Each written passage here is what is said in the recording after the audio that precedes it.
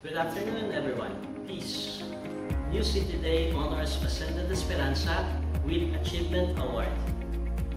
Tagaytay City became a beacon of hope on September 20, 2025 as New City Press celebrated the New City Day and the 5th New City Achievement Award. This year's honor went to Facenda de Esperanza, a faith-based rehabilitation community helping individuals overcome addiction. The celebration opened with a Holy Mass led by Father Jun Boktai, former Managing Director of New City Press. He emphasized the mission of sowing the Word of Christ so that all may be one, which is New City's mission. Scholars from Pag-asa Social Center followed with a lively dance presentation. Pag-asa, run by the Focolare Movement, was recently recognized by the Department of Social Welfare as one of the country's most outstanding social welfare agencies.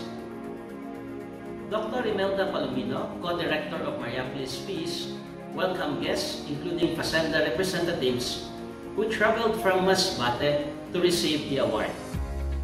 Messages of encouragement came from Rome, Italy, with Father Angelo Camilleri and Cherilyn Meneses, co-directors of the Focolare Movement in India's subcontinent, urging everyone to keep hope alive. Attorney Lisa Horda, the first recipient of the New City Achievement Award, also sent her congratulations. Guest speaker Teresa Ganson, former CEO of Bangko Kabayan and now head of the Megan Foundation, inspired the audience with her talk, Hope Does Not Disappoint, sharing stories of faith, perseverance, and social change.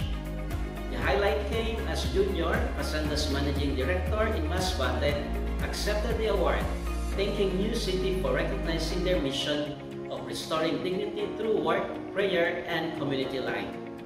The afternoon ended with fellowship, leaving everyone uplifted by powerful stories of recovery, faith, and the enduring power of hope.